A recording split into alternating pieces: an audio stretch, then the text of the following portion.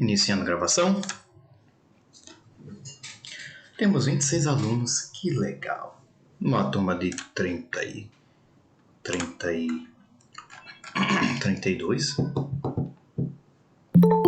26 agora. 26? Não, 26 agora, não, porque tem eu também. Então, bora lá. Vocês lembram de eu parar? Eu enviei um e-mail hoje, para quem não assistiu a aula passada, falando que eu coloquei a aula lá no YouTube. Então a aula tá lá no YouTube, bonitinha, já passei o link para vocês. Não deve ter ninguém aqui da turma E3. Quer dizer, tem um da turma E3, mas vai ficar assistindo a aula nessa turma aqui. Então, não tem problema. Então, é isso aí. Alguém lembra onde a gente parou a aula passada? Professor, a minha anotação tem aqui, a última é tensão elétrica. Isso, a gente parou em tensão elétrica. Então, na aula passada eu fiz uma introdução à matéria, mostrei a ementa, a avaliação, como será a avaliação, e revi alguns conceitos que todo mundo já deve saber, mas eu revi assim mesmo. Carga elétrica, corrente elétrica e tensão elétrica. Só isso mesmo. Até aí. Então vamos continuar agora com potência. Então, potência elétrica,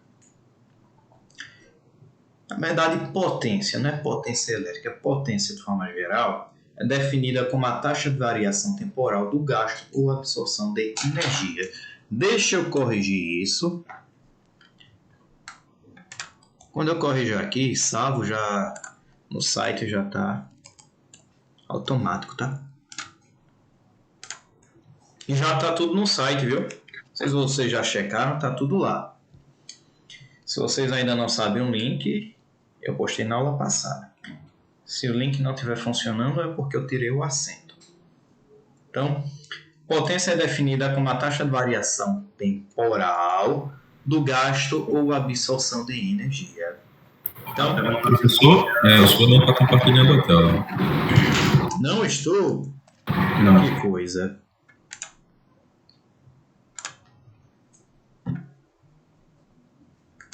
Cadê? Agora vai. Quando eu gravei, ficou essa coisa chata aqui, que eu não estava prestando atenção nisso, mas ficou essa coisa chata aqui. Agora não vai mais ficar.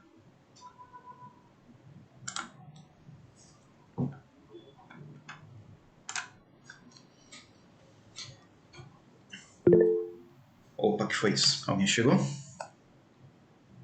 Não, foi texto.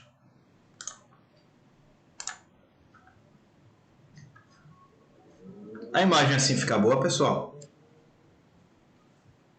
Tem 200 abas aí do navegador. Então tá bom. Tá de boa. Então, potência é definida como a taxa de variação temporal do gasto ou absorção de energia. Capacidade de realizar energia, trabalho. Trabalho é aquele integral, né? Força vezes o deslocamento. Aqui é a mesma coisa. Você tem uma força elétrica e tem um deslocamento da carga elétrica. Então, a mesma coisa. Aqui em mecânica se aplica a eletricidade. Isso é coisa básica de física. Eletricidade, mecânica, mesma coisa. Qualquer área da física, energia, potência, mesma coisa. Então, potência é a variação de energia com o tempo. A variação de energia é dada pelo trabalho. Então, dW/dt, dW é o diferencial do trabalho. Então, aí a da dW/dt, se eu fizer dW/dq vezes dQ/dt, eu corto o dq com dq e dá a mesma coisa. Então, dW/dq, a gente já viu a aula passada, que é a própria definição da tensão elétrica. Então, dW/dq é V. dQ/dt a gente já viu aula passada, que é a própria definição da corrente elétrica. Portanto, a potência elétrica pode ser dada por esta equação: tensão vezes corrente. Pui, pio. Se você pensar que tensão é U, às vezes se escreve com U ao invés de V. Qual é a unidade da potência? Olhando para a equação, watt eu ouvi o W e já ia falar watt. Trabalho, energia, é dado em joule. Tempo em segundo, joule por segundo, que é exatamente o mesmo que watt. Acho que chegou alguém. Chegou alguém. Tá parecendo que eu não tenho... Peraí.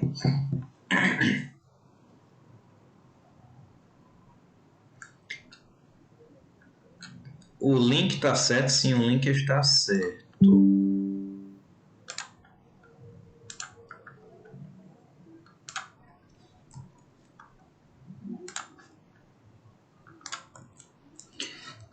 Não precisa entrar com Gmail não, viu, para acessar isso aí. Não sei o que tá dando de errado para vocês, não. Eu já uso isso aqui há alguns anos, ninguém nunca reportou problema. Só para mostrar aqui como tá, Eletrotécnica Geral A, plano de ensino, introdução ao curso e esse slide aí que eu estou mostrando de conceitos. Última modificação de hoje, tá? Costumo colocar isso aqui para vocês saberem, que às vezes eu dou aula, depois da aula eu altero, então eu costumo colocar isso aí, última modificação.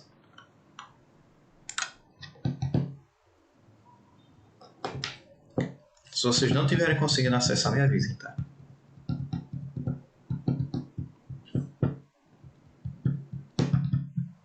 É estranho isso. Não consegui entrar pelo da UFP, porque isso deveria ser aberto. Isto é aberto. Tava problema com outros sites também que os professores mandavam outros períodos. Tá? Aí acho que deve ser algum problema com o domínio mesmo. Eu consegui entrar com o meu e-mail pessoal, normal. O Gmail sem ser vinculado à federal.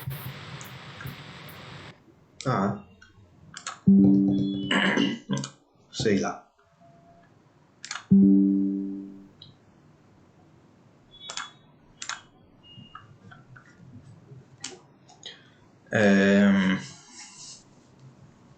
Então, joule por segundo é exatamente Watt, de James Watt.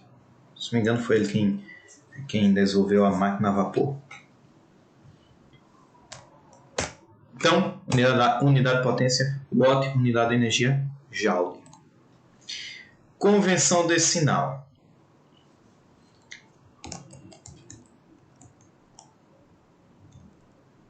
A convenção de sinal passivo é realizada quando a corrente entra pelo terminal positivo de um elemento. Isso aqui, convenção de sinal passivo. Está aqui, olha, vamos dizer um componente, qualquer componente, resistor, capacitor, indutor, o que quer que seja. Está aqui o componente. Aqui você tem um mais, aqui você tem um menos na tensão. A tensão no nó de cima é maior do que a tensão no nó de baixo. Então, nó de baixo menos, nó de cima mais. Nesse componente, a corrente entra pelo nó onde tem um mais. Isso aí é a convenção de sinal passivo. É assim que a gente denota, que a gente em geral denota componentes passivos. Resistor, capacitor, indutor, todos são componentes passivos. A gente vai ver mais adiante o que significa exatamente um componente passivo. Se a corrente entra pelo terminal negativo, olha a segunda imagem. Aqui, ó, o positivo está em cima, só que a corrente, ao invés de entrar no componente por cima, não, ela está saindo por cima pelo componente. Ela está saindo pelo terminal positivo. Se ela sai pelo positivo, ela entra pelo negativo. Então, se a corrente entra pelo terminal negativo, a equação da potência dada por P igual a menos VI, equação da potência dissipada pelo dispositivo. Obviamente que se a potência nessa equação aqui ela for se na verdade esse dispositivo estiver desse jeito, positivo em cima, negativo embaixo, e a corrente I positiva realmente estiver saindo do mais no sentido para a direita, então na verdade isso aí está funcionando como um fornecedor de energia. Pode ser uma fonte de tensão, por exemplo. Então isso aí, quando a gente denota assim, é um componente ativo. Então, convenção de sinal ativo. Então aí a esquerda componente componente passivo, a direita componente ativo. Resistor, capacitor e indutor são todos componentes passivos. Então a corrente entra no terminal positivo. Fontes de tensão, a bateria, tomada, bom, não tem meio positivo lá, né? Bom, a corrente sai pelo terminal positivo. Então, nessa configuração aqui, eu imagino que isso aqui é um resistorzinho. Então, nessa configuração, o resistor está absorvendo energia, está aquecendo, convertendo energia elétrica, convertendo o trabalho de movimentação das cargas elétricas em calor. Tranquilo? Dúvidas? Em cala consciente? Então pronto. Então a gente já viu potência, a gente viu convenção de sinal. Por que eu vi convenção de sinal antes? Por quê? Por quê? Não sei, poderia ter sido depois. Professor? Oi. Vitor Gabriel está pedindo para o senhor repetir a parte de calor que o senhor citou aí. Tá. Um resistor gera calor. Se você coloca uma corrente elétrica, o resistor aquece. Se a corrente for bem baixinha, se for calcular a potência no resistor, a potência for bem baixinha, você nem percebe. Se a potência for alta, uma corrente alta, o bichinho aquece. Eu já queimei meu dedo pegando em resistor. Então, sempre, todo resistor, isso é uma característica de resistência, dissipar energia elétrica na forma de energia térmica. Então, converte energia elétrica em energia térmica. Respondida a dúvida? Entendi. Entendeu? Então tá bom. Então tá atendido. Energia. Energia é a capacidade de realizar trabalho. Se a potência instantânea é constante com o tempo, olhando a equação aqui, ó, P igual a dW sobre dt, né? dW tem a ver com energia, né? D é dt. Então, se a potência instantânea é constante com o tempo, a energia, olhando para cá, dE seria P dt. Fazendo a integral, é igual a P vezes T, porque a potência é constante com o tempo. Se a potência varia com o tempo, olha aqui a equação, ao invés de ser simplesmente P vezes o T, vira uma integral. Então, qual é a energia absorvida pelo resistor durante aquele intervalo de tempo, vamos supor, de 5 segundos? A integral de T0 até T0 mais 5 segundos, vezes a potência instantânea em função do tempo, vezes dt. Então, energia é simplesmente a integral de potência com tempo. Elementos de circuito. Quando a gente estiver estudando a parte de circuitos elétricos, a gente vai focar muito nesses componentes, desses elementos: fonte de tensão, fonte de corrente, resistor, capacitor e indutor. Primeiro a gente começa com resistor, depois a gente vai para capacitor e indutor.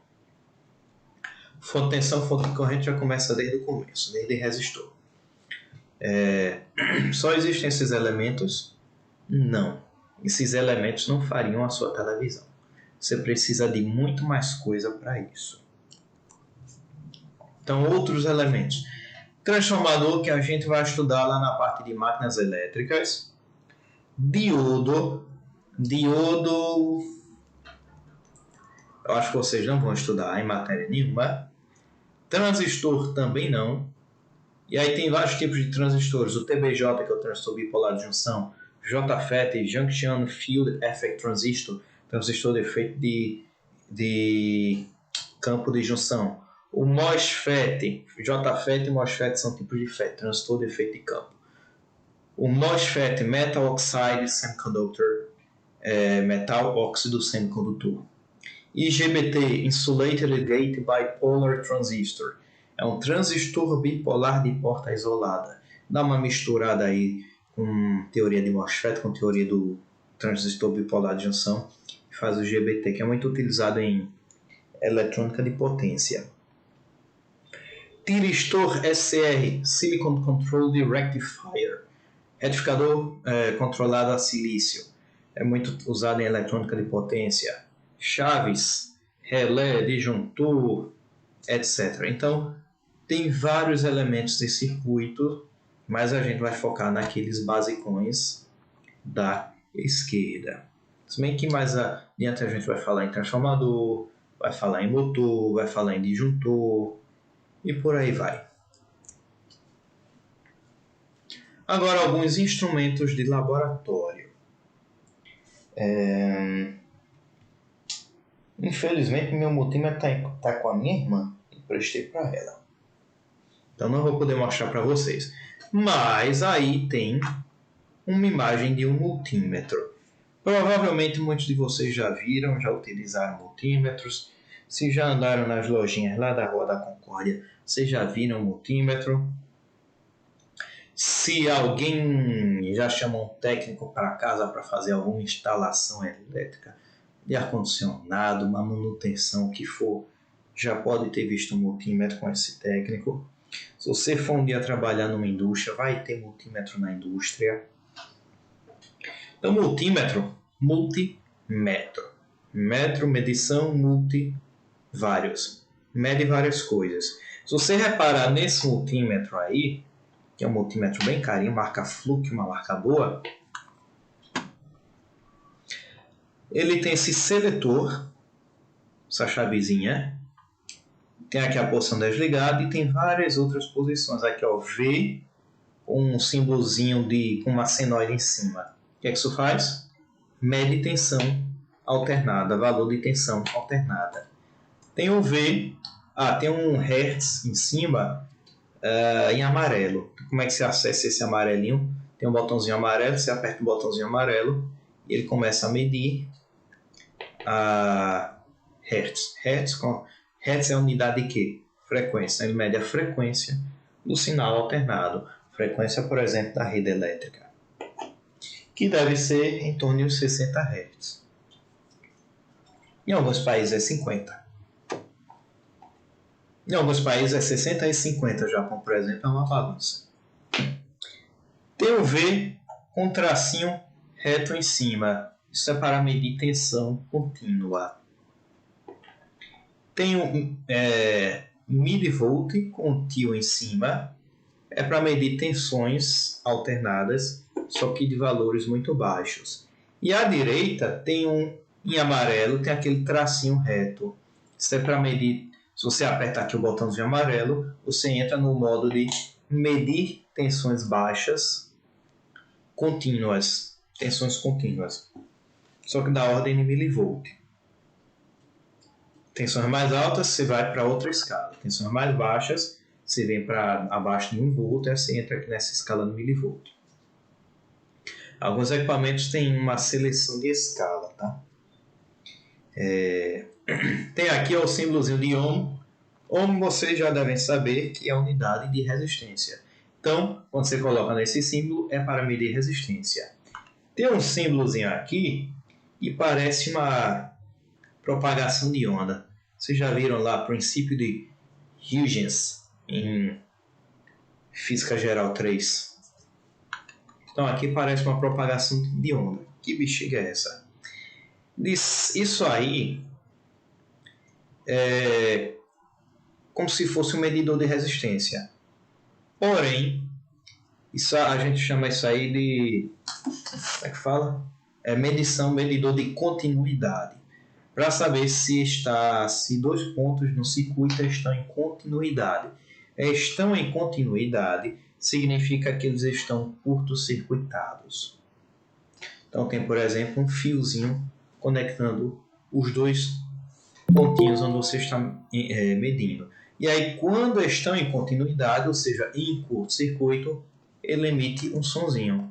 E aí o técnico, ou quem quer que seja, que estiver lá medindo com esse bichinho, se alguma coisa está em continuidade, é muito comum manutenção de placa, tem um curto-circuito. Você vai lá e sai testando continuidade para procurar um curto-circuito. Muito comum. Então o técnico faz isso sem ter que ficar olhando para o display do instrumento para saber está em quanta resistência. 0,5? Ah, então está em curto. Então o técnico simplesmente escuta o sonzinho e já sabe que aquilo ali está em curto.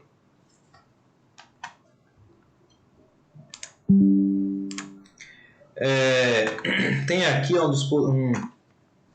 cadê meu mouse? Um ponteiro mouse. Se o meu gato não tivesse em cima do meu mousepad, era mais fácil. Cadê meu mouse? Copiei meu gato por nada. Cadê meu mouse?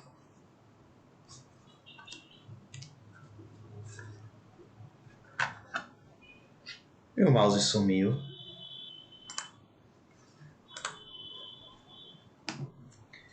Pessoal, o desenho do meu mouse simplesmente sumiu. O que é que eu faço agora sem o desenho do mouse? Que bicho. Nothing is ever so bad that it cannot get worse. Nada é tão ruim que não possa piorar. O desenho do meu mouse sumiu. O que é que eu vou fazer?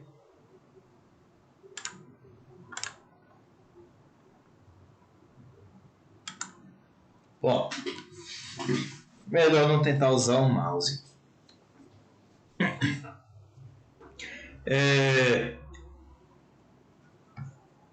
Agora essa bexiga voltou. Mas aqui onde está o cursor do mouse. Isso aqui é o símbolozinho de um diodo. Vocês não vão aprender o que é diodo, tá? Mas isso aqui é para fazer teste de diodo. Oi? O senhor parou de compartilhar a tela. Oh, desculpa.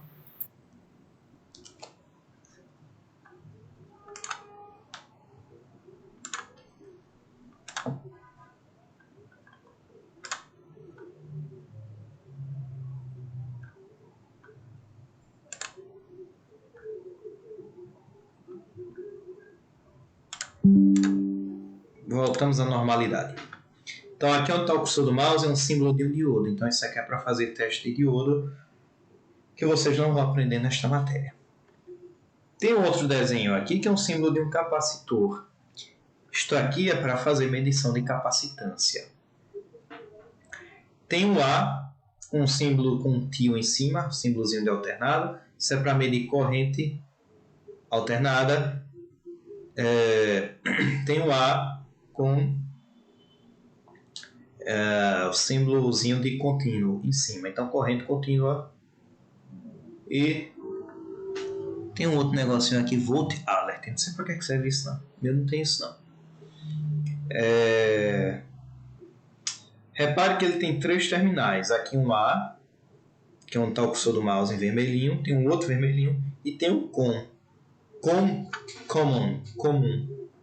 Então, comum costuma ser preto e os outros costumam ser vermelhos. Então, você tem 2 ponteiras. Eu não tenho ponteira aqui para mostrar para vocês. Bom, tem aqui nessa imagem. Ponteira como essa daqui. Então, uma ponteira preta você coloca no comum, e a outra ponteira você coloca no vermelhinho da direita ou no da esquerda. O da esquerda, como em cima tem escrito A, é para medir corrente. E aqui tem escrito 10 amperes, fused. Significa que tem um fusível de 10 amperes. Se você colocar uma corrente maior passando por ele, vai queimar o fusível e aí você vai medir 0 ampere. Vai ter que abrir e trocar o fusível. Aqui tem um limite de 600 volts para você colocar aqui. Nesse aqui da direita você consegue medir tensão alternada, tensão contínua, resistência, teste de continuidade, medição de capacitor, teste de diodo. Então, é isso, um multímetro. O tamanho dele, palma da mão, mais ou menos, um pouquinho maior, por aí. Existe um outro multímetro que na verdade é chamado de alicate amperímetro. Esse bichinho aqui que na pontinha tem essa garrinha. É um multímetro. Mede um monte de coisa que um multímetro mede. Porém, com isso aqui você consegue fazer umas medições de corrente alternada. Para você medir corrente, nesse multímetro da esquerda, você precisa colocar o multímetro em série com o circuito. Então, a corrente que você quer medir tem que estar passando pelo multímetro. Com o alicate amperímetro, não. Então, o pessoal, geralmente técnicos, que vão na sua casa fazer instalação elétrica, vão ter o alicate amperímetro. Porque assim ele consegue fazer a medição da corrente que está passando por um condutor. Imagine que você está lá, um condutor 220 volts. Você quer medir a corrente por ele com o multímetro da esquerda. Você tem que descascar o condutor, procurar um ponto de descontinuidade no condutor, um ponto de conexão, ou cortar o condutor ao meio, para você fazer a conexão com o multímetro, para você fazer a medição. Com o alicate amperímetro, não. Usam aquela propriedade, acho que é lei de Lenz, não é? Não sei se já estão mais fresquinhos aí com física geral, com eletromagnetismo. Uma corrente passando com um ciclo fechado, então você tem uma indução de campo e com isso você consegue fazer uma medição de corrente alternada, tá? Corrente contínua não, só com corrente alternada. Então, com esse alicate amperímetro, sem descascar o condutor, sem ter que colocar o multímetro em série com circuito, você consegue simplesmente bota o fio passando pelo alicate, você aperta essa coisinha aqui, o alicate abre, você solta, o alicate fecha. Então, bota o condutor passando por dentro do alicate e com isso você consegue fazer a medição da corrente alternada. Então aqui tem os... como é que fala? Falei há pouco tempo. Esses fiozinhos aqui, os terminais, para fazer as conexões também. Ele também tem aqui com e o outro pininho vermelho para fazer medição de várias coisas. Então ele também mede várias coisas como um multímetro. Ele tem uma outra coisinha aqui. Isso aqui é um termopar. Nesse caso aqui é um termopar. Serve para medir temperatura. Além desse multímetro manual, existe também um multímetro de bancada. Costuma ser bem mais caro, maior, mais pesado. Não é para você estar levando na sua mão. Você deixa lá na bancada e pronto. Aqui os terminais, vários botõezinhos. Tem um displayzinho bonitinho para estar mostrando as coisas. Marca esse aqui Keysight. Keysight tem uma marca muito boa de equipamentos elétricos, equipamentos de medição. Antigamente a marca era Agilent. A Agilent separou essa parte eletrônica e vendeu, e aí virou Keysight. Então é uma marca muito boa. Então o multímetro de bancada costuma ter algumas coisinhas a mais. Olha aqui, por exemplo, tem uma entradinha USB. Isso aqui você pode encaixar um pendrive para fazer gravação de dados do multímetro para o pendrive. Atrás desse multímetro tem saída USB para você fazer conexão com o computador. E aí você consegue fazer automação de medidas. O bichinho está lá, esse multímetro está medindo e o computador está fazendo toda a aquisição ao vivo. Você consegue ser, geralmente, a Keysight tem um programinha para você fazer toda essa automação, mas você também consegue implementar seu próprio programa. Eles sempre têm um manual de comunicação, então mostra como é a comunicação. SCPI, se não me engano, o protocolo de comunicação desses instrumentos de medição. Deixa eu checar. Vocês podem ver muito isso em indústria. Deixa eu checar esse CPI, esse nome.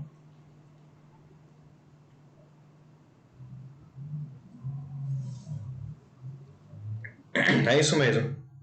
SCPI.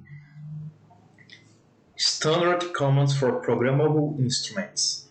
Comandos padrões para instrumentos programáveis. Então você consegue programar, você consegue fazer o controle por linha de código e você consegue fazer a aquisição por linha de código. Eles também têm uma resolução muito boa. 6 dígitos, faz a digitalização com 6 bits. Não vou estar entrando em detalhes do que é digitalização, mas você converter um sinal analógico em sinal digital. Um som é um sinal analógico, um CD que tem um som gravado ali, uma música, é uma mídia digital. Então você vai pegando pontinhos igualmente espaçados no tempo e converte aquele valor analógico, valor de sinal, em um valor digital. Então, quantos mais bits você tiver, melhor a resolução. Tecnicamente, sinal analógico tem uma resolução infinita. Em digital, não. É limitado pelo número de bits. Mas, você ouvir um CD, a qualidade do som é extremamente boa. Então, não é porque você limitou o número de bits que você acaba com um sinal ruim. Não necessariamente. Além desses multímetros, tem o osciloscópio. À esquerda tem um osciloscópio analógico. Repare que ele é compridão para trás. Ele é antigão. Então, a tecnologia... Mesma ideia da tecnologia da televisão. Tubo de raios catódicos. Aquela televisão de antigamente. Você não deve conhecer, não? Vocês são todos novinhos. Vocês só conhecem televisão de OLED para cá. É o LED, QLED, que é de Quantum Dots, pontos quânticos. Você só conhece televisão assim. No mais velho é LCD, display de LCD. Liquid Crystal Display, display de cristal líquido. Eu, quando era criancinha, quando eu já era adulto, era aquela televisão grandona que esquentava um bocado, tubo de raio catódico, bem comprida para trás. O controle remoto era o menino. O controle remoto era eu, meu pai. Mudar de canal, eu ia lá, mudava o canal. E preto e branco ainda. TV Tupi. Mentira da bexiga. TV Tupi. Década de 60, eu acho. Então, o osciloscópio analógico é bem basicão. Os controles todos aqui, um monte de botão. Algumas entradas aqui, ó. Esse aqui tem 2 canais. Aqui, onde está o cursor do mouse. E aqui tem um outro canal. Geralmente ele tem aqui uma saída de uma onda quadrada, que é o que está acontecendo aqui. Conectou esses fiozinhos na onda quadrada do próprio osciloscópio. Conectou os 2 canais na onda quadrada. Por isso ele está mostrando aqui 2 ondas quadradas. Então a tela costuma ser dessa cor, tá? Quando ilumina fica verde. Uma tela de fósforo, tem um feixe de elétrons atrás. O feixe de elétron bate no fósforo. O fósforo fosforece, então ilumina. Hoje já se usa muito o osciloscópio digital. Então, o osciloscópio digital não é tubo de raios catódicos, é um display mais moderninho, fininho, muito mais econômico energeticamente. Aqui, ó, vários botõezinhos. O display pode ser colorido, diferente do analógico, que é numa cor só. Este aqui tem 2 canais. Existem osciloscópios de 4 canais, tá? Eu já fiz a aquisição com osciloscópio de 4 canais.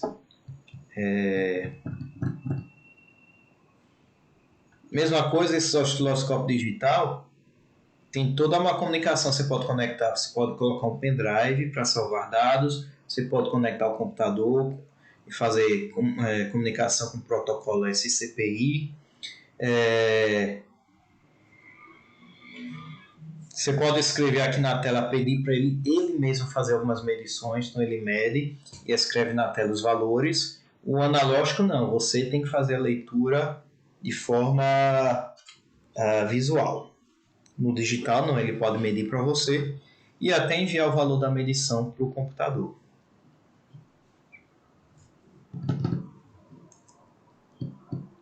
Eu não falei o que ele faz, o principal, né?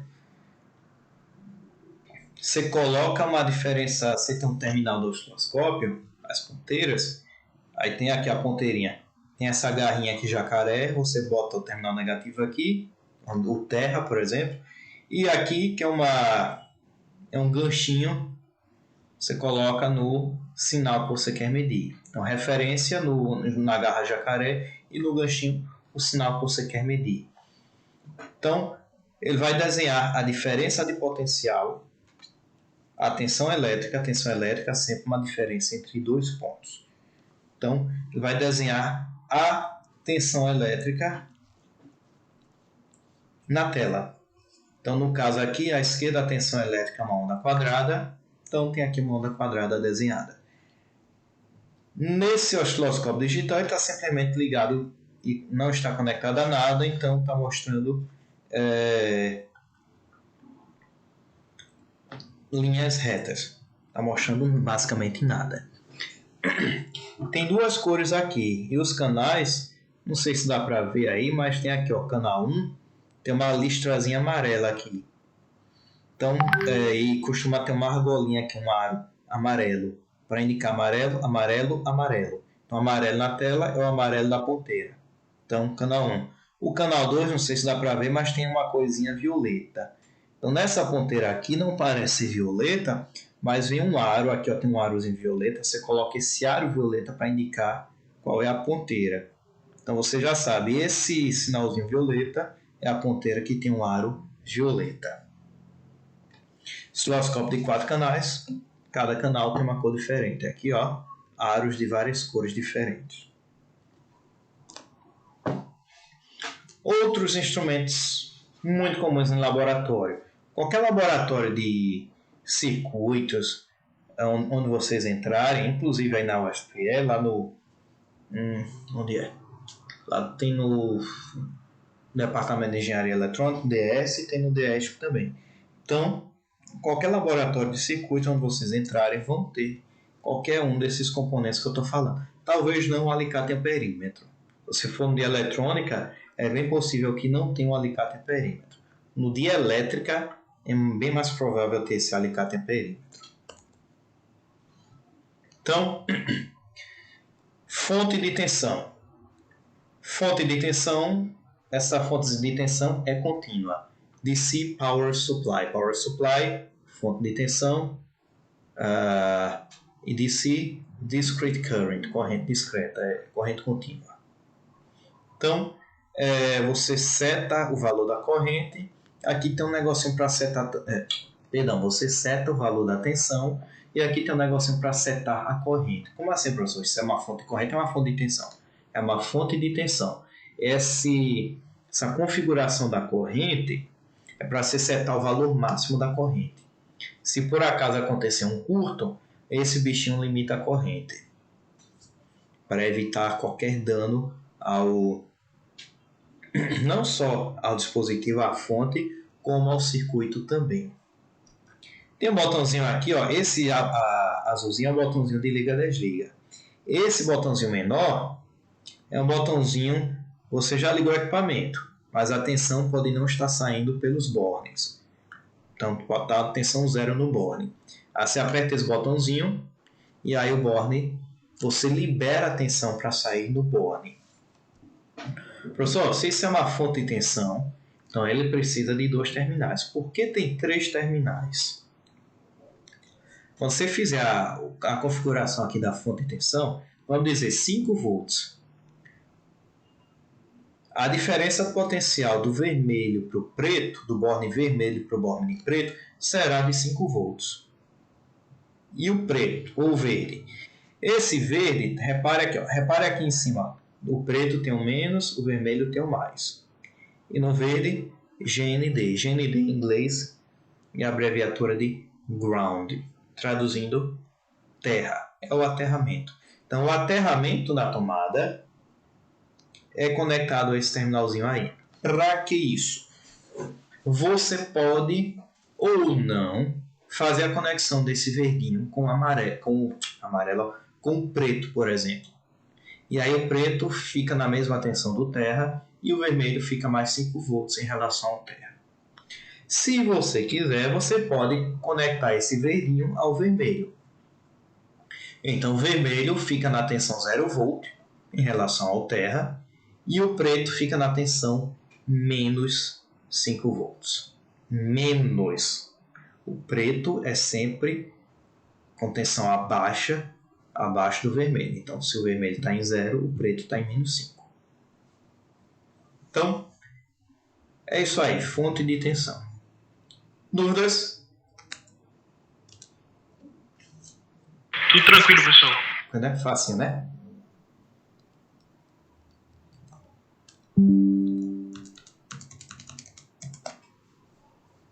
Gerador de função. Se vocês entrarem no laboratório de circuitos, vocês vão fazer algum experimento, vocês podem querer utilizar algum sinal. Você alimenta o seu circuitinho, mas você quer também colocar algum sinal, que pode ser, por exemplo, uma onda triangular, uma onda senoidal, como a onda da tomada, que é senoidal, pode ser uma onda quadrada. Então, o gerador de função nada mais é do que um dispositivo para gerar uma função desse tipo. Senoidal, retangular, triangular, ou até algumas variações. Então, é para isso que serve o gerador de função. Ele tem vários botõezinhos aqui em cima. Eu não estou conseguindo enxergar direito nesses botõezinhos, mas tem os números. Isso aí é para escolher a frequência do gerador de função. Frequência não, a escala de frequência. Então tem aqui, ó, tem um knob, esse botãozinho aqui que não é para apertar, ele é para girar. E aqui em cima tem escrito frequency, frequência. Para você escolher a frequência, você faz a configuração da frequência girando esse bichinho e apertando esses botões. Então, por exemplo, você coloca aqui em 2K. 2K, 2 kHz. Então, ele vai até 2 kHz. Então, se você quiser usar, por exemplo, 1500 Hz, você vai colocar na escala de 2K. Se você quiser usar 1 MHz, você coloca aqui na escala de 2 MHz. Então, esse bichinho vai até 2 MHz. Em geral, eles não funcionam muito bem, nem em frequências muito baixas, nem em frequências muito altas.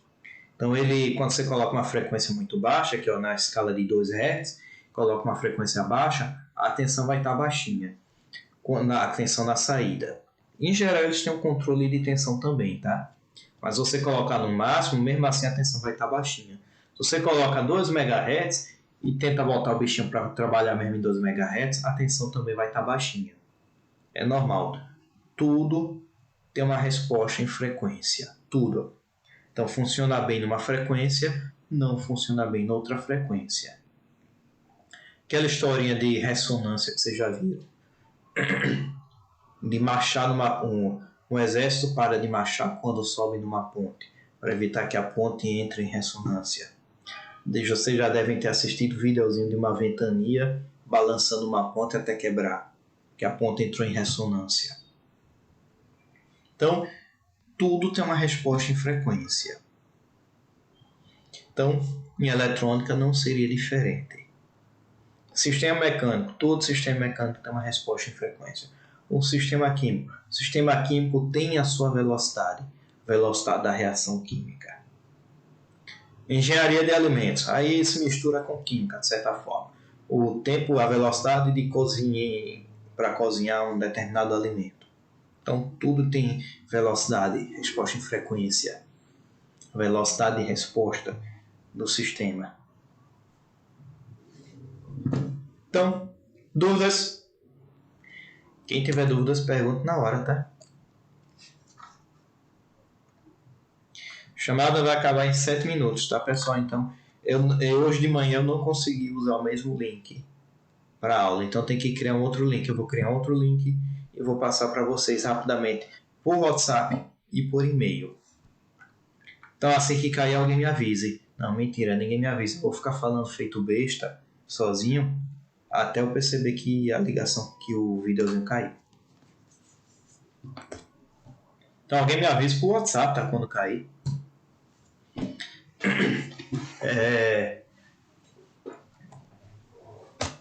Então a gente já viu os instrumentos principais que a gente vê no laboratório.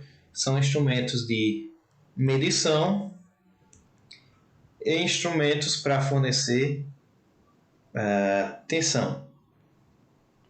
Por exemplo, uma fonte de tensão, um gerador de função. Existem outros instrumentos no laboratório, tá? Existem ferramentas à vontade, alicate de bico fino, alicate de bico inclinado, alicate de corte, ferramenta para fazer crimpagem, para fazer, por exemplo, cabo de rede, vai fazer a crimpagem do conector no cabo de rede, ferramenta para descascar fio. Então, ferramenta não falta. Eu aconselho até vocês, quando forem numa lojinha, se andarem na Rua da Concórdia, se andarem na Atacados Presentes, na Ferreira Costa, passem lá na seção de ferramentas, dão uma olhada nas ferramentas. Tem ferramentas mecânicas, tem ferramentas eletrônicas. Muitas ferramentas mecânicas são usadas em projetos são usadas na engenharia, para fazer conexão de cabo e tudo mais, para fazer cabos, cortar cabos e tudo mais. Então dá uma olhadinha nas ferramentas, é sempre bom dar uma olhada, curiosidade mesmo. Passa lá, dá uma olhadinha com calma, divirta-se, final de semana, vou passear na Ferreira Costa. Você olha lá as ferramentas. Elementos ativos e passivos. Eu falei anteriormente que capacitor, indutor, resistor são componentes, são elementos passivos. Então, vou falar o que significa um elemento ativo e um elemento passivo. Não é nada das safadezas que vocês estão pensando, tá? Tem safadeza aqui não. Então, elemento ativo pode fornecer energia ao circuito. Por exemplo, fonte de tensão, fonte de corrente, gerador de função, fornece energia ao circuito. São capazes de fornecer energia, capazes de fornecer potência, capazes de fornecer ganhos ao circuito. Fonte de tensão, fonte de corrente, aí ó, transistor. Transistor, apesar de que você alimenta por fora, o transistor pode ser usado em alguns circuitos amplificadores, por exemplo. E aí, para amplificação, o transistor é considerado um elemento ativo, que você entra com sinal com uma tensão lá embaixo e você pode sair, por exemplo, com um sinal com uma tensão 10, 100 vezes maior. Então é considerado um elemento ativo. Circuito integrado também, obviamente você alimenta circuito integrado, mas circuito integrado tem suas saídas e as suas saídas são consideradas como elementos ativos. Tem um erro de português, deixa eu corrigir.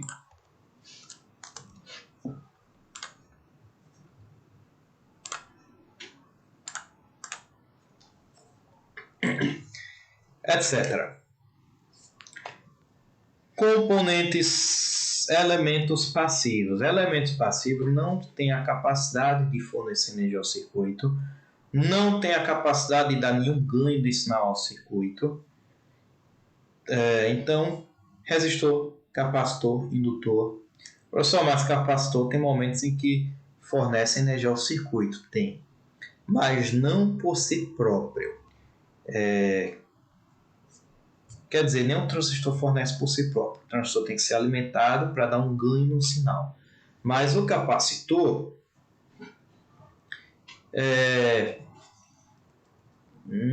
não dá ganho em sinal, não fornece energia, nem dá ganho em sinal.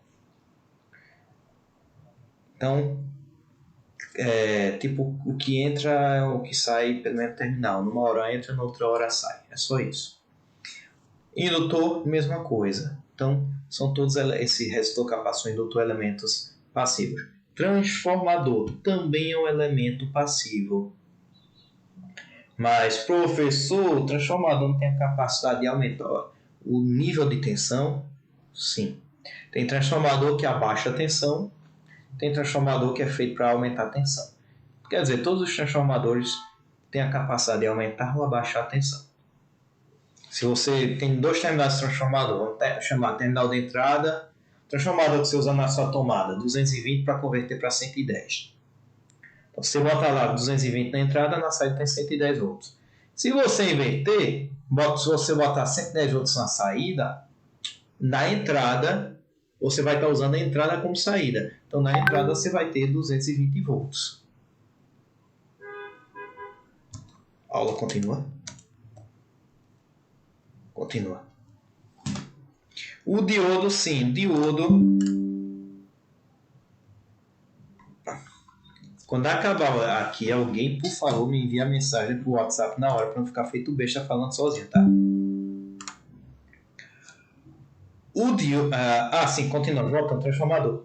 Então, o transformador, ele tem a capacidade de aumentar o valor da tensão, mas ele não fornece mais potência de sinal. Ele não... Opa, acho que agora foi. Não. Alguém mandou mensagem? Não foi ninguém daqui, não. Ele não fornece potência ao circuito. Então, o transformador, ele pega uma potência na entrada e a mesma potência que entra é a potência que sai, idealmente, tá? Só que ele tem a capacidade de mudar o nível de tensão. Só que se a tensão na saída aumenta, a capacidade de fornecer corrente na saída reduz. Então, potência igual a U tensão vezes a corrente, então se iguala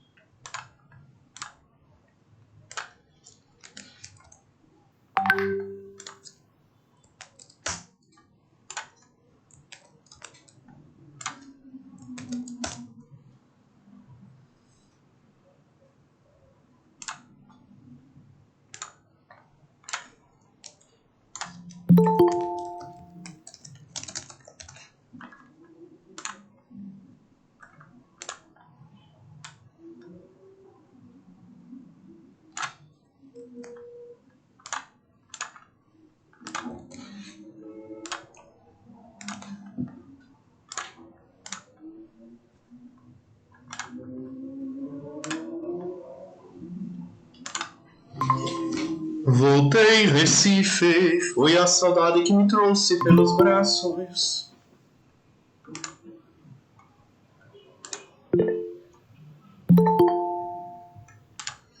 Eita, negócio chato ter que ficar aceitando todo mundo de novo.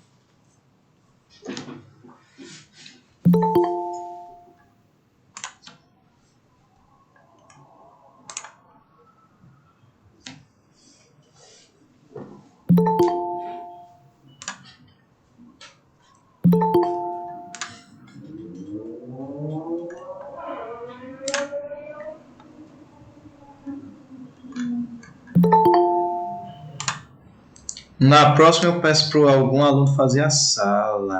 Não tinha pensado nisso não.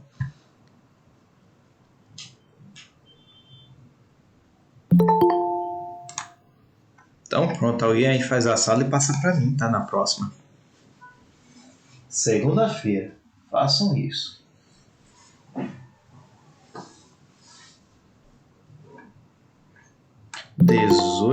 Ainda tem alguns alunos para entrar.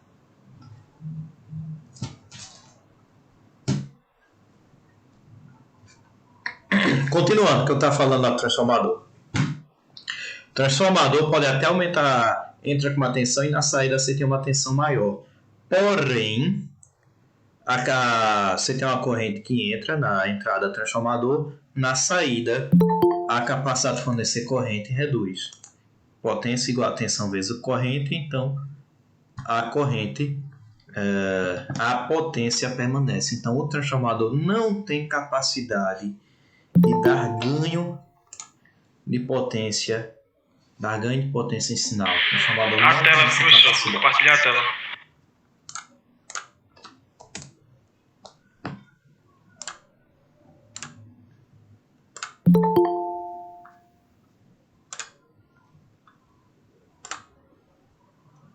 Pronto, eu acho que agora já foi todo mundo. 23 alunos aqui. Opa, foi não, tem mais. Alguém caiu. Voltou. Então, aí o diodo. O diodo pode ser tanto um componente ativo quanto um componente passivo. Vocês não vão estudar diodo, mas o diodo é um componente, é um resistor não linear. Então, tem diodo que pode ter uma curvazinha diferente. Você está trabalhando... Você está trabalhando no momento em que você aumenta a tensão, a resistência decai. Então, com isso, você acaba podendo ter a capacidade de dar uma amplificação no sinal, tá? Isso é eletrônica mais avançada. Eletrônica, análise de sinais, coisas que vocês não vão estudar. Isso aí é com o pessoal da área de eletrônica.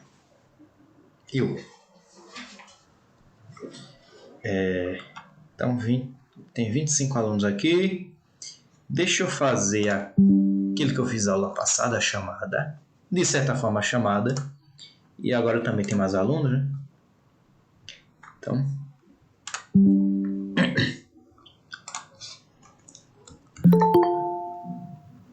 Opa, tem mais gente querendo entrar? Agora é quase a turma completa.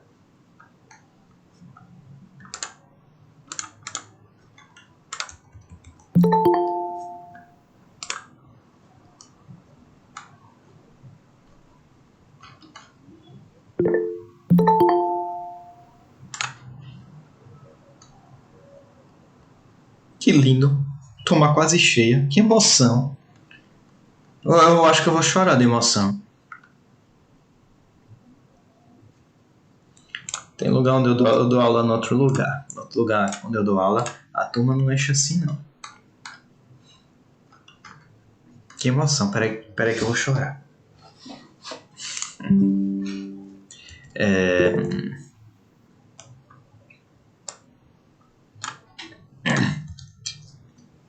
Aqui, saca. Brielle Maria da Silva tá aqui. Pois é, aqui, aí é o UFPE. Alex José de Andrade tá aqui.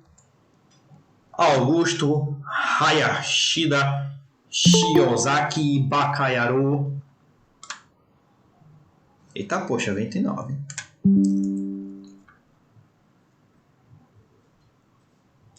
Final do período dos alunos. Não faça isso comigo, não. Por favor. Cadê o Shiozaki Bakayaru? Tá aí. Augusto Santos Silva tá aí. Espero que ele não saiba japonês para não entender o que eu falei. Diogo Cajueiro tá aí. Felipe de Souza Martins tá aí. Fernanda Pereira dos Santos. Cadê você? Fernanda Pereira dos Santos, qual é o seu curso? Que período? Eu sei anotando, tá? Informação de todo mundo aqui. 6 fatorial, tá certo. Professor, como faz quem ainda tá na fila de espera? Eu coloco seu nome aqui, se preocupe não. Fernanda já foi. Gabriel não está. Guilherme Vitor Costa de Araújo não está. Tem o Guilherme Rocha Leal, que não está aqui. É da turma 3? Opa, eu tô aqui, professor. Você é da turma 3? É isso mesmo. Isso aí. Guilherme Rocha, produção, 6º período. Tu estava na aula passada? Tava, professor. Tava não, né? Eu tava. Tava? Tava. Eu vim à noite nas duas aulas. Tá. Show. Então, foi tu que falaste comigo para fazer aula nessa turma, em vez da E3? Foi eu. Tá bom. Tem que dar essa organizadinha aí pra mim. Meu documento. Guilherme Vitor Costa de Araújo não está aqui. Igor Guilherme de Andrade. Igor, qual é o seu curso e período?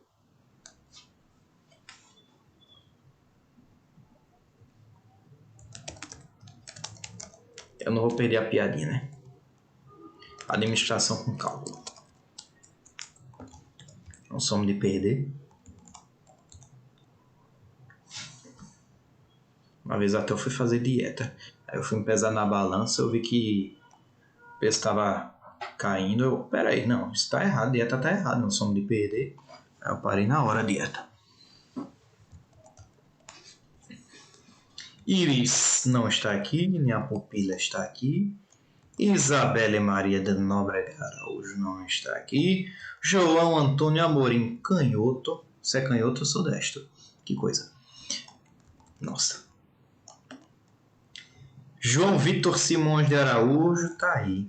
Mecânica, quinto período. João Antônio Teixeira Silva de Souza tá aí. Qual é seu curso e período?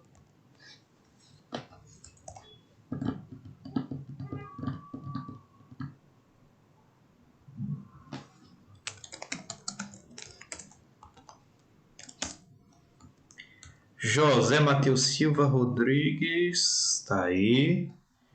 Maria Alícia, tá aí. Maria Clara Souza Luiz, tá aí. Maria, qual é teu curso e período?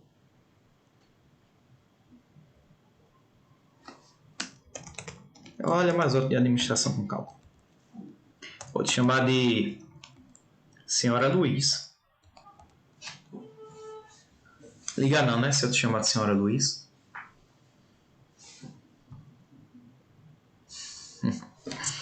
Maria Rafaela de Arruda Silva. Maria Roberta Silva Lima. Tá aí também. Marília Victor Belo Rosa. Cadê? Tá aí não. E eu acho que eu a vi entrando em algum momento. Eu acho que ele deve ter caído. Matheus Duarte Ribeiro de Oliveira Silva. Tá aí.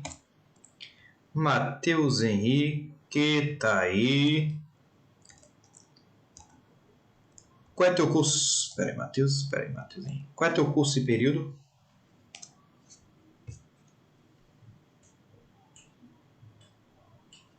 Matheus, Química.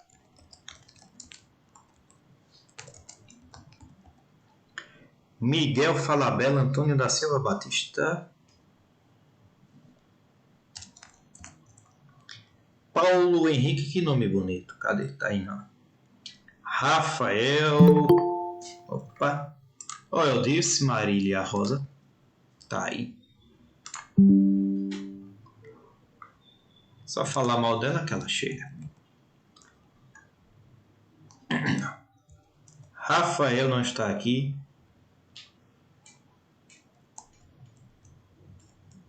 Não se preocupe com falta, não.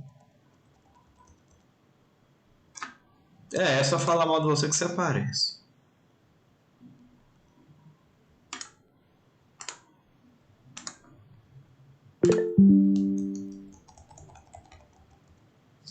Não, Miguel Antônio, você veio na primeira aula, tá? Eu anotei aqui, apesar de que eu não vou considerar falta em primeira aula, porque causa aquela da situação, né? Todo mundo já sabe, aquela complicação, né?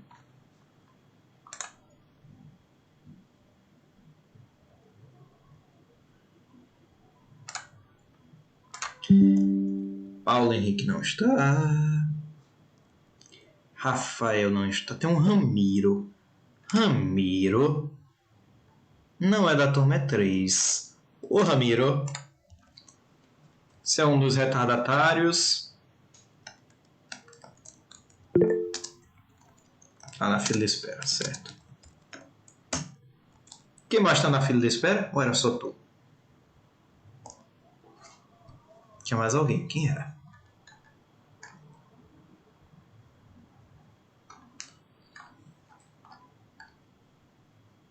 Ninguém? No chefe foi Igor que falou sobre a fila de espera. Ah, o Igor com H, né? Quando eu vi o Igor entrando, poxa, isso não tá escrito errado. Igor com H. Eu pensei em Hugo. Igor Caminha Batista. Você por acaso conhece Pero Vaz de Caminha? Tô falando sério, tá? Não é aquele cabinha que já tá morto há muito tempo, não. Falando sério. É um cara que eu conheço. O pai dele, daqui de Recife, o pai dele e ele já apareceram no Fantástico por causa do nome. Amigo meu, desde a época do colégio. Ô Ramiro, Igor, qual é teu curso e período?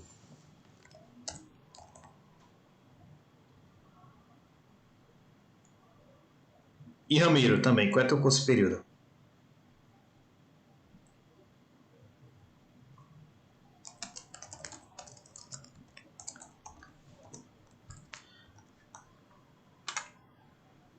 Ramiro Engenharia Naval, quarto período.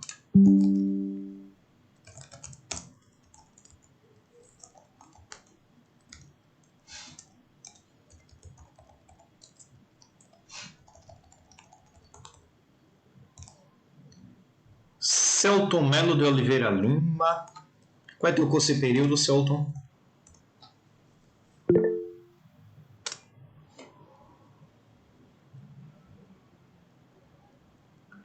Minas, oitavo período.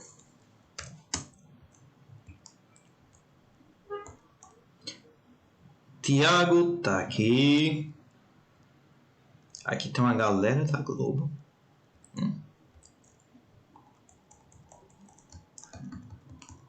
Vitor Gabriel Medeiros tá aqui, primo meu.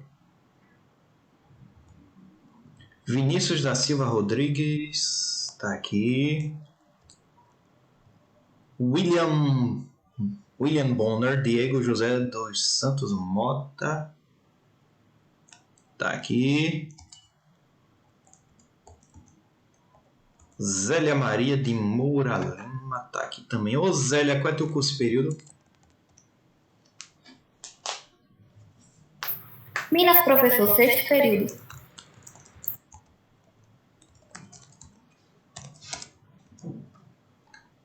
Pronto. Tem 1, 2, 3, 4, 5, 6. Professor, acho que o senhor não chamou o Tiago. O professor estava conversando com o Celton e daí pulou para Victor Gabriel. Eu botei o aqui pra ele, que eu vi. Botei aqui. Tem mais 7 pessoas aqui na lista que ainda não apareceram. Se alguém morreu, por favor, me avisem. Gabriel, Guilherme, Iris, Beatriz, Isabela Maria, João Antônio, Canhoto,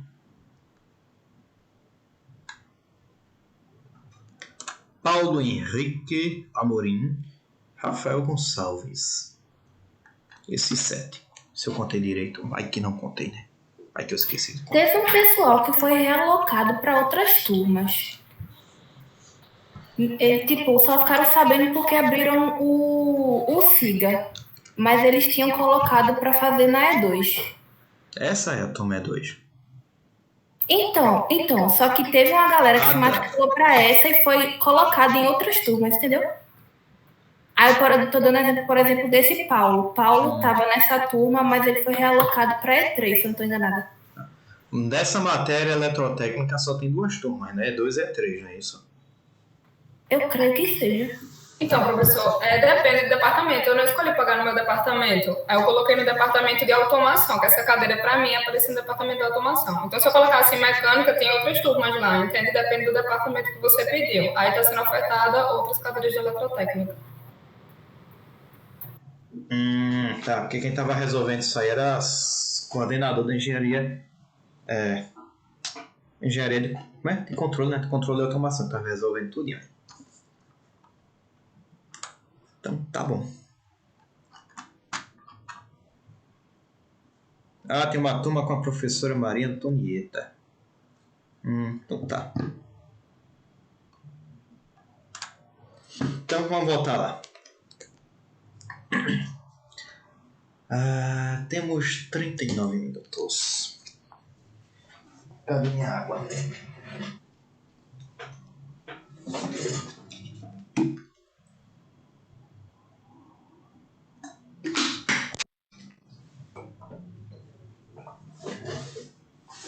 Elementos ativos.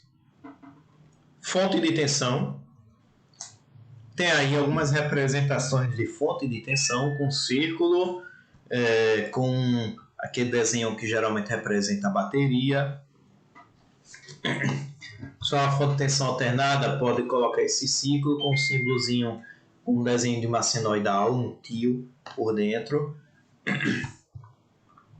Fonte de corrente, um círculozinho com uma setinha apontando para onde a corrente vai. E embaixo tem umas coisinhas diferentes, tem uns triângulos.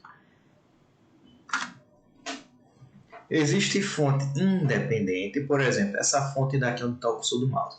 Vamos dizer que essa fonte seja de 12 volts.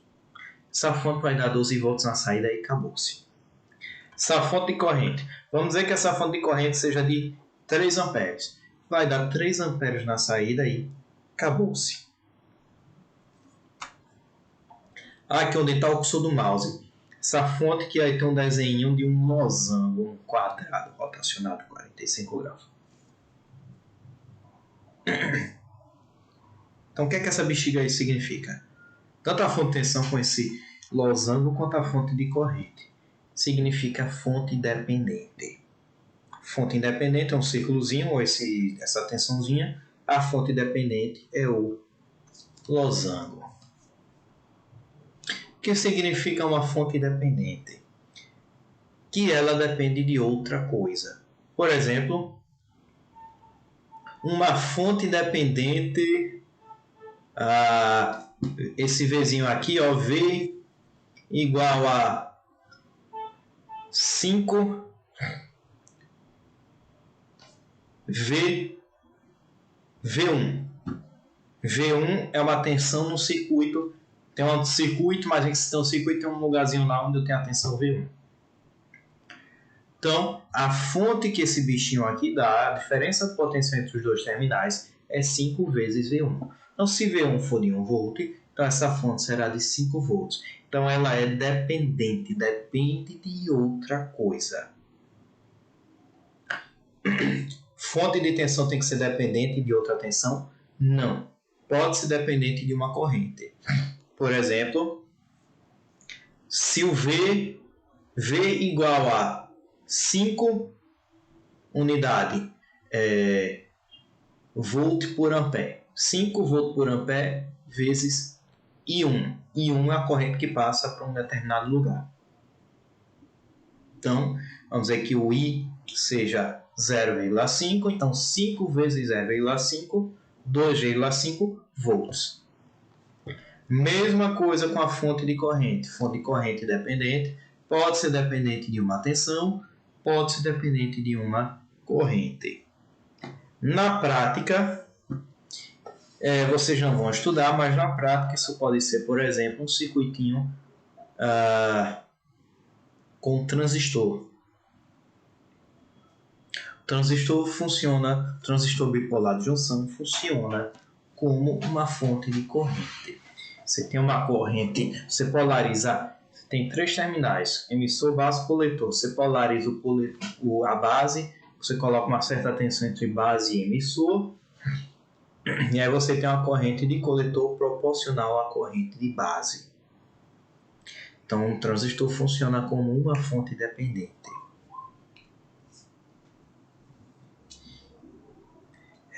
Só contando onde é que vocês podem encontrar, tá? Fonte dependente. Um amplificador operacional também. É coisa que muitas vezes um professor de circuitos fala, fonte dependente, mas não mostra o que é uma fonte dependente, de onde vem. Eu estou mostrando para vocês, mas vocês não sabem o que é um amplificador operacional, vocês não sabem o que é um transistor bipolar de junção. Mas pelo menos sabem que vem de alguns componentes a mais que vocês não estudaram e nem vão estudar nessa matéria. Provavelmente vão estudar em matéria nenhuma, tá? Então aqui, ó, um circuitinho. Nesse circuitinho você tem uma fonte de tensão aqui, ó, de 5 volts. Você tem um elemento A, um elemento B, um elemento C. No elemento C você tem uma corrente I. E tem uma fonte de tensão dependente de 10I. Então vamos supor que I seja igual a 0,1 ampere. Então essa fonte dependente de tensão será 10 vezes 0,1 será de 1 volt. Nessa situação, quando isso se modificar, a tensão dessa fonte também se modifica. Dúvidas?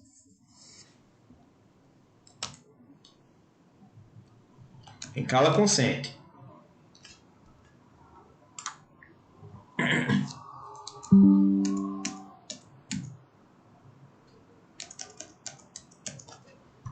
Professor, para ser sincero, ficou um pouco sombrio isso aí. Isso de que é de fonte independente? Isso. Só imagine assim, esse circuitinho aqui, essa fonte depende do valor da corrente aqui. Então, se por acaso a corrente aqui for de 0,1 A, a tensão aqui nessa fonte da direita será de 1 volt. É só isso. O valor dela vai depender de alguma condição no circuito. Essa condição pode ser uma tensão, pode ser uma corrente. É só isso que vocês precisam saber para responder qualquer circuitinho com fonte independente. É só isso. Entendeu agora? O Gabriel falou no chat que não entendeu também. Uai, não entendi. Quando a gente tiver mais avançado, resolvendo algum circuitinho, e tiver uma fonte, vai ser bem mais fácil de entender. Apesar de que eu não sei se eu devo colocar uma fonte dependente para vocês. Talvez só um basicão, ficar nas fontes independentes mesmo. Ou coloco dependente. Com a gente? Oi? Você vai resolver tipo, questões com a gente para eu ter uma ideia assim, como é que se aplica? Não. Vou. Vai. Vou. Tá bom. Por enquanto eu não estou resolvendo nada, tá? Estou introduzindo um tipo de conceito. Isso. Tá bom. Mas eu vou chegar lá. Não se preocupe não que eu vou chegar lá. Princípio da conservação de energia.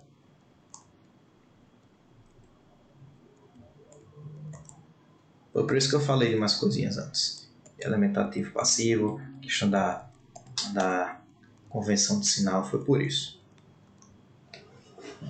Então, princípio da conservação de energia.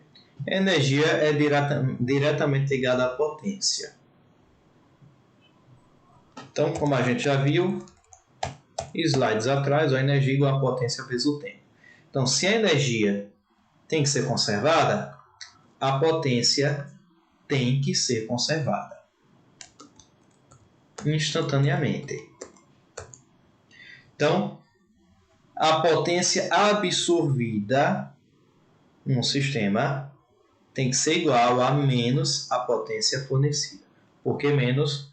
Porque você vai fazer uma definição, por exemplo, potência absorvida por um resistor positiva, potência fornecida negativo. Então você bota um menuzinho para fazer a correção do sinal. Ou, de outra forma, se eu passar a potência fornecida para o outro lado, o somatório de todas as potências no circuito vai dar 0. Conservação da energia. O circuito não cria energia. O circuito não elimina energia do universo. Na natureza nada se cria, nada se... Como é a frase? Na natureza nada se cria, tudo se transforma. Nada se cria, nada se perde, tudo se transforma. De Lavoisier. Então, a energia tem que ser conservada. Energia conservada significa que a potência é conservada. Então, a qualquer momento você fizer a soma das potências absorvidas em todos os componentes do circuito, sendo fornecido menos o absorvido negativo, tá? Se fizer essa somatória aí de potências, tem que dar 0. Saiu de um lugar, vai para outro lugar. Não tem nenhum buraco negro no circuito para estar sugando essa energia. Então, aqui tem um exemplo com uma fonte independente que 20 volts. Aqui você tem um componente, não sei que componente é esse. Na verdade, é um resistor, na verdade. Né? Mas vamos dizer que eu não sei. Se tem outro componente aqui que eu não sei. Nesse componente eu estou dizendo que tem 12 volts, nesse componente tem 8 volts. Nesse componente aqui, ó, tem 5 amperes, esse é o I. Fonte dependente 0,2 I. 0,2 vezes 5 dá 1. Então tem 5 amperes aqui em P2, só que tem 1 ampere vindo desse outro lado. Então 5 amperes mais 1 ampere dá exatamente 6 amperes, que é a corrente que passa pelo componente, pelo elemento P3. Então, vamos calcular a energia do componente P1. O componente P1 não está absorvendo, ele é uma fonte de tensão, não está absorvendo. Poderia estar absorvendo? Poderia, mas não está. A corrente está saindo da fonte de tensão. Então, a fonte de tensão está fornecendo energia. Se ela está fornecendo energia, 20 volts e 5 amperes, 20 vezes 5, 100 watts. Então, como ela está fornecendo, menos 100 watts. P2. P2 repare que a corrente está entrando pelo terminal positivo de P2 e saindo pelo terminal negativo. Portanto, P2 está absorvendo energia. Então, 5 amperes, 12 volts, 5 vezes 12, 60 watts. Como está absorvendo? Positivo. P3. Corrente entrando no terminal positivo, saindo pelo terminal negativo, portanto, P3 está absorvendo energia. Então, tem que ser positivo. 8 volts, 6 amperes, 8 vezes 6, 48 watts. E o P4? P4 é uma fonte de corrente. Fonte de corrente. Aqui nessa fonte de corrente você tem 8 volts. E está passando 1 ampere. 8 vezes 1, 8 watts. Agora, positivo ou negativo? O terminal positivo está em cima e a corrente está indo do positivo para o negativo. Então, essa fonte está fornecendo corrente. Está fornecendo potência. Está fornecendo é menos. E não mais. Mais é quando está absorvendo. Então, P1 mais P2 mais P3 mais P4, menos 100 menos 8 menos 108. 60 mais 48 mais 108. Menos 108 mais 108, 0 watts. Princípio da conservação de energia. Nada se cria, nada se perde, tudo se transforma. Professor, Oi. aí nesse 0,2, o senhor poderia explicar o porquê da corrente C1, que seria no caso daquele negócio da lei dos nós, né? Que todas as correntes que saem, o somatório tem que ser igual às correntes que entram, né? Não é nem isso, é mais simples que isso. É 0,2 vezes I. O I está aqui, ó, o I está definido, 5 amperes. 0,2 vezes 5 é 1. Então tem 1 ampere passando por ele. Entendi. Tá certo. Obrigado. Aí somos 5 de um lado com um do outro, vira esses 6 amperes aqui. Deixa eu ver quanto tempo temos. 25 minutos. Resistor. Estou fazendo assim colocando alguns conceitos, falando muita coisa que vocês já conhecem. Tem coisa nova como fonte independente. Tem alguns nomes novos como transistor, teristor, que eu dei os nomes. Mas, sinceramente, vocês não precisam saber transistor, teristor, diodo, tá? Não para essa matéria. Eu acho que para nenhuma matéria vocês precisarão. Só se vocês fossem de engenharia eletrônica e engenharia elétrica. Então, resistor. Todo mundo já estudou resistor. Vamos revisar o que é um resistor.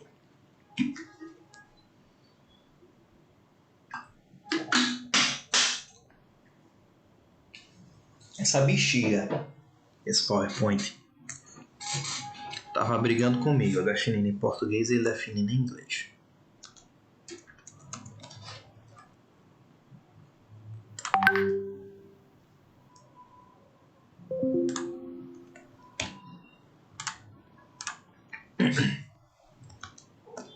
Alguém viu a mensagem? Esse princípio é possível em que elemento? Todos. Falando em um circuito geral. Um elemento pode estar fornecendo energia, mas se um elemento está fornecendo energia, tem algum elemento ou alguns elementos que estão absorvendo aquela energia. Então, para um circuito completo, o princípio da conservação é válido, porque a energia sai de um e vai para outro. Então, no somatório, vai dar zero. O somatório de potência vai dar zero.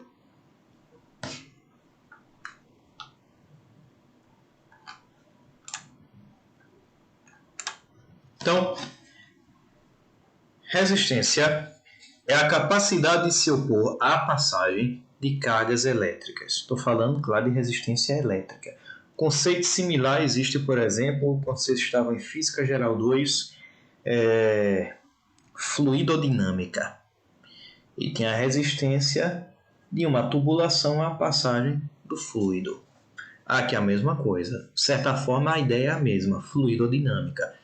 Você tem um tubo, que é um condutor, e você tem um fluido, que são os elétrons. Então, resistência é a capacidade do material de se opor à passagem do fluido, no caso, os elétrons, a nuvem eletrônica. Então, nessa oposição à passagem de cargas elétricas, as cargas elétricas estão se chocando. Elétron se choca com elétron, só que como o elétron é muito menor, então é muito mais provável que elétron se choque com núcleos atômicos. Então, elétron se choca com núcleos atômicos. Dado se chocar com o núcleo atômico, não imagine que o núcleo atômico é uma esfera maciça, não, tá? Nenhum elétron é uma esfera maciça. Função de onda. Imagine que é como se fosse um sistema massa-mola. Então, à medida que a mola vai, só que não linear, tá? Então, à medida que um elétron vai se aproximando, então as forças de repulsão vão ficando cada vez maiores, então ele nunca chega lá no núcleo. Tá? Então tem uma barreira eletrônica por cima, tá? Então é tudo uma ideia de um sistema massa-mola em que as molas não são lineares. Na verdade, o elétron pode entrar no núcleo sim. Por exemplo, uma estrela de nêutrons, um quasar. Uma estrela que já morreu, não está mais emitindo energia como uma estrela, como uma gigante, uma supergigante azul, não está mais emitindo aquela energia todinha. Então, se ela não está mais com aquela pressão de radiação interna, então o peso da estrela, a estrela é tão maciça que ela começa, a própria matéria da estrela vai se juntando, e cada vez que vai ficando menor, né, a força de gravidade aumenta, né, à medida que os corpos se aproximam. Então, cada vez que ela fica menor, a força de gravidade aumenta e aí comprime mais ainda. Uma estrela de nêutrons ou quasar, a força é tão grande que uma estrela de nêutrons, o elétron pode muito bem entrar dentro de um núcleo atômico, se juntar com um próton e gerar um nêutron. Por isso é chamada de estrela de nêutron. Uma estrela de nêutron pode ser feita 80% de nêutrons, que é um ambiente maravilhoso para se estudar efeitos de mecânica quântica. É a astronomia com a mecânica quântica. Eu gosto de ficar falando nas viagens de vez em quando, tá? Espero que vocês gostem. Se não gostaram, se lascar. Vai ser o custo todinho comigo.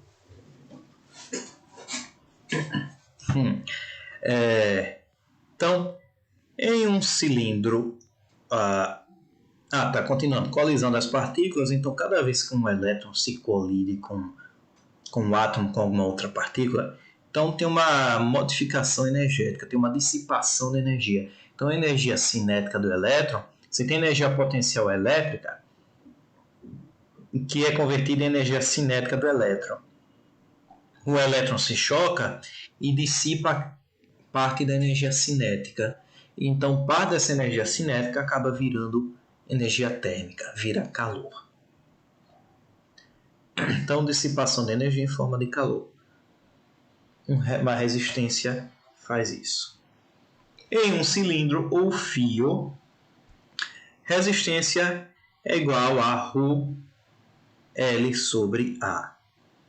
Então, ρ é a resistividade do material, L é o comprimento do cilindro e o A é a área da seção transversa do cilindro. Essa equação vocês conhecem desde a segunda série, quando começaram a estudar eletricidade.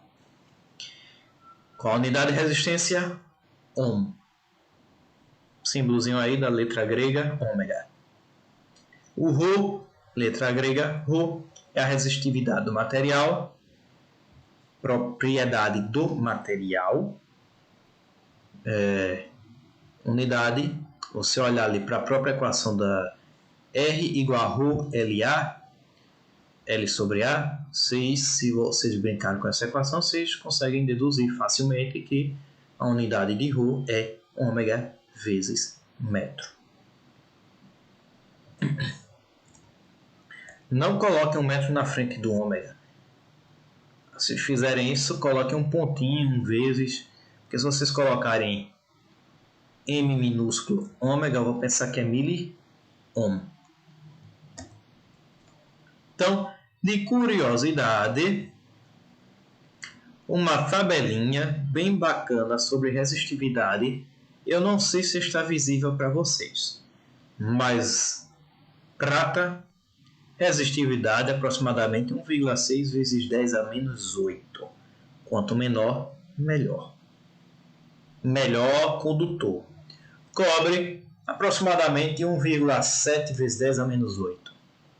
Ouro, 2,44 vezes 10 a menos 8. Então, um metal melhor para conduzir, o melhor condutor é a prata. Então, por que os fios não são feitos de prata, ao invés de cobre? O alumínio. Porque prata é um elemento bem mais raro do que cobre ou alumínio. Hoje se faz mais de alumínio porque é mais barato e menos denso que o cobre. Se faz muito de alumínio, por exemplo, em transmissão de energia. É muito comum de alumínio. Antigamente era mais cobre, só que depois houve o pessoal da engenharia de Minas deu uma evolução na extração do alumínio e o alumínio acabou sendo mais barato que o cobre, e o alumínio também é muito mais abundante que o cobre. Então, o alumínio hoje é muito usado em condutores para transmissão de energia.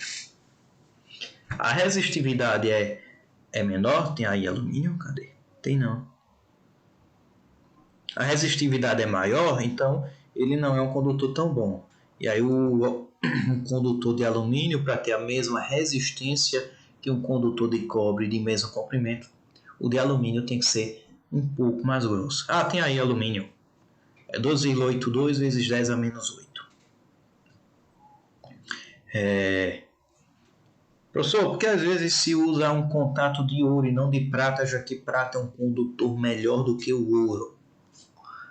Porque um contato, por exemplo, um instrumento de áudio de alta qualidade, você quer contato de ouro e não de prata, apesar da resistividade ser maior do ouro, porque você não quer que aquele conector se oxide. Você quer manter qualidade de sinal, então você coloca de ouro para evitar oxidação. Então o ouro é mais difícil, é um elemento mais estável. Então ele é eu acho que é o metal mais estável.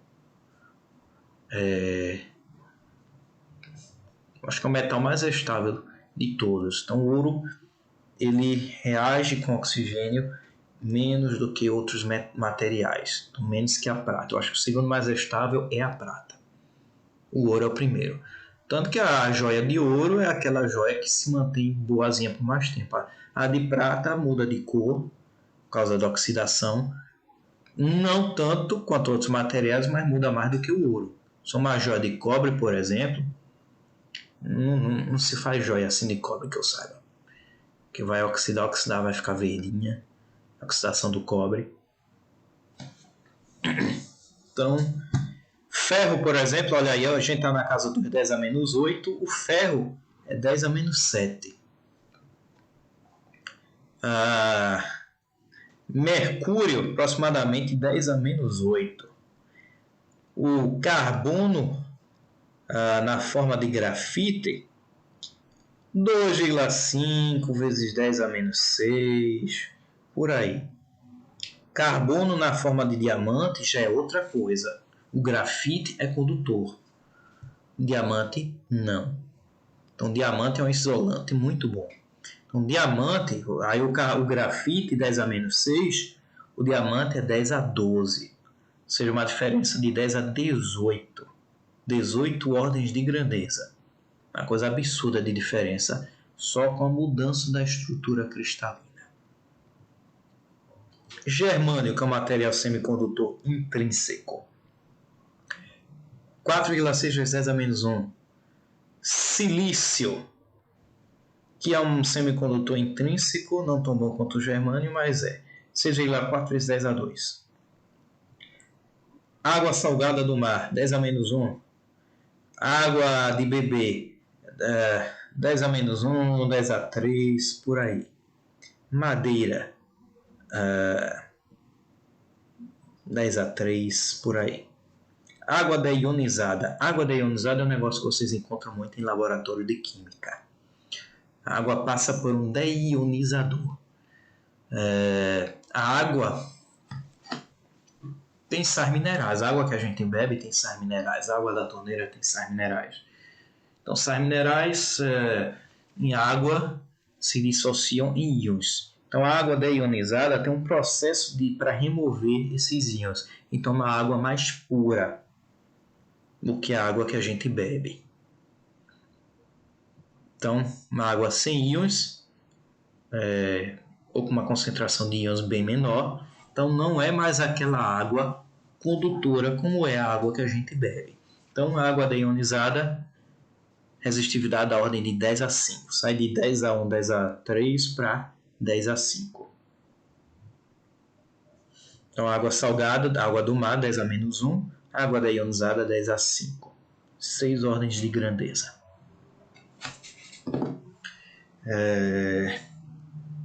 Tem materiais com isso aí bem maiores, tá? Deixa eu ver aí. Tem? Não tem. Por exemplo, borracha. Matéria, se não me engano, a borracha é 10 a 18, 10 a 17, 10 a 18, por aí. Se não me engano, tá? Então tem isolantes bem melhores. Então, em um resistor, abre parênteses, linear, professor, não complica. Então, né, em um resistor linear, V igual a RI. Na verdade, isso é uma fórmula geral, tá? V igual a RI. Se o resistor é linear, a resistência é constante. O que implica que eu vou fazer uma correção nisso aí. Em um resistor, V igual a RI. Se a resistência é linear, o R é constante. Se a resistência não é linear, o R varia com, por exemplo, a tensão. O R pode variar com a temperatura. Ou com alguma outra coisa. Então, o resistor é elemento passivo, a corrente sempre flui do maior para o menor potencial. Olha aí o resistorzinho aqui, olha. Desenho de um resistor, mais aqui, menos aqui embaixo. A corrente vai de cima para baixo, do mais para o menos. V igual a RI, potência sempre dissipada no resistor. Se por acaso você definiu a corrente no sentido inverso do que eu falei antes, a corrente indo do menos para o mais, então V é igual a menos RI. Quem vê, ri. Professor meu de colégio falava isso. Temos 9 minutos. Então, Por padrão, a gente define a corrente no resistor do positivo para o negativo. Agora, eu falei em linearidade, né? Resistor linear, resistor não linear. Por exemplo, a figurinha à esquerda é de um resistor linear. Você tem aí uma curva, duas curvas, né? Você tem uma vermelha e tem uma azul. Então, são dois resistores diferentes. Vamos pegar o resistorzinho vermelho. O vermelho tem uma relação VI que tem uma certa constante, em inglês é slope, como é que fala em português? Esqueci em português, caramba. Coeficiente angular. Tem um certo coeficiente angular aí. Então, V igual a RI, o R desse vermelhinho está definido pela curva. O azulzinho, V igual a RI, o R está definido pela curva, que é uma linha reta, acabou-se. R é constante, tanto no vermelho quanto no azul, acabou-se. O do meio, esse amarelo. Repare que V é igual a RI próximo da origem. Quando você vai se afastando da origem, deixa de funcionar assim. Então, à medida que você aumenta a corrente, à medida que você aumenta a tensão, a corrente não vai mais aumentando linearmente. Por quê? Isso aí é Sabe aquelas lâmpadas de antigamente? Vocês são da época da lâmpada de LED, né? Aquelas lâmpadas de antigamente, lâmpada de filamento, aquele filamento de tungstênio. Aquilo ali aquecia, chegava ao que eu acho que uns 1500 graus por aí. Ficava bem quente, ninguém metia a mão naquela lâmpada que queimava. Aquela lâmpada de eficiência muito baixa porque perdia muita energia elétrica, virava energia térmica. Por isso a eficiência era baixa. Então, aquela lâmpada é assim que funciona. À medida que você vai aumentando a corrente, à medida que você vai aumentando a tensão na lâmpada, a lâmpada vai passando mais corrente, a lâmpada vai aquecendo cada vez mais, e à medida que ela aquece, é como se a resistência dela fosse aumentando. Então, se você pegar V igual a RI, então você faz R igual a V sobre I. Então, à medida que você aumenta a tensão ou a corrente na lâmpada, essa relação V sobre I vai aumentando também. Aumenta com a temperatura. Vou explicar isso no próximo slide. Temos tempo? Acho que não. E o outro à direita, essa que cor é essa? Fúcsia, magenta, rosa, sei lá. Que foi isso, essa mensagem? Só gente velha aqui. Principalmente professor. Eu lembro dessa, viu? Calor da bexiga, rapaz, eu sou cego, eu vejo nada aí. Bota os óculos. Carrinho de pipoca. Não sei pra que o cara fala carrinho de pipoca, pra deixar quentinho. Ah, pra aquecer a pipoca, bota É porque os carrinhos de pipoca aquecem a pipoca com a lâmpada. Me queimei tentando fazer um ninho artificial com essa bomba.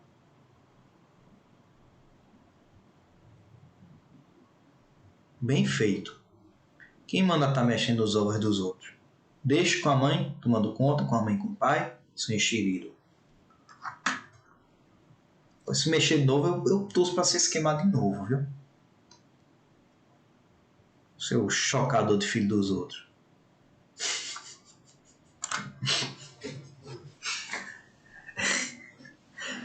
Voltando.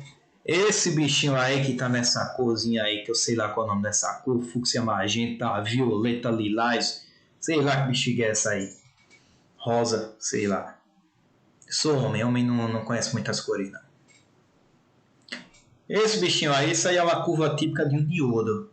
Então é um resistor não linear. Quando a tensão é reversa no diodo, tensão, a gente sempre define um terminal do diodo é o positivo e outro negativo. Quando a gente bota a tensão reversa, quase não passa corrente no diodo. A corrente é tipo 10 a menos 6, 10 a menos 9 ampere. Muito baixa.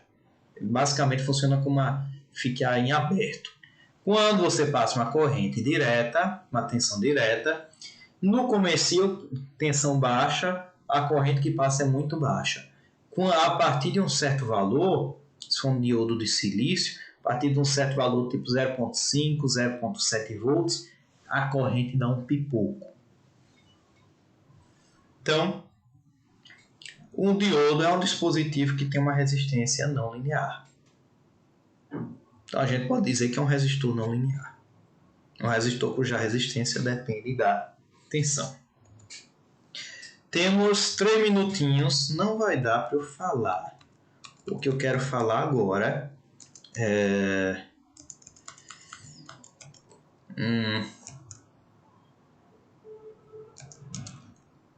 Alguém ficou com alguma dúvida?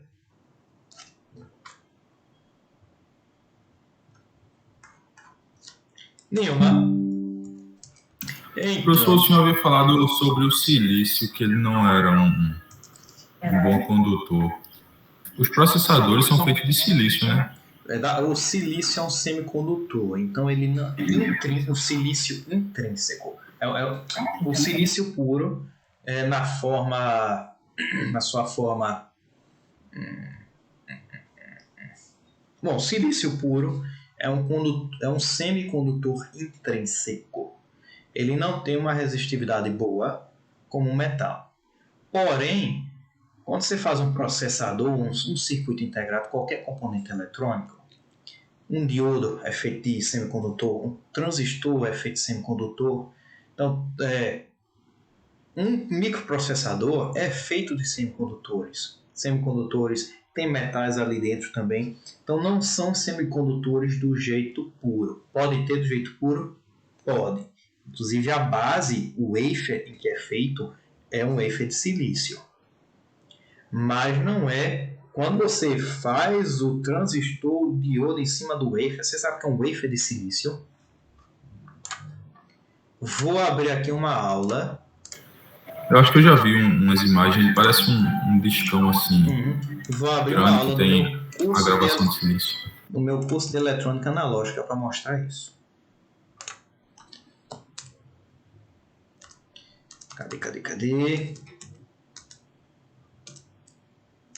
Cadê?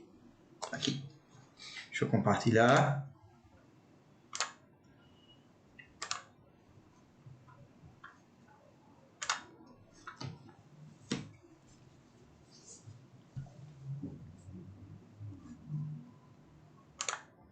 Sai um wafer, cheio de circuitinho por cima.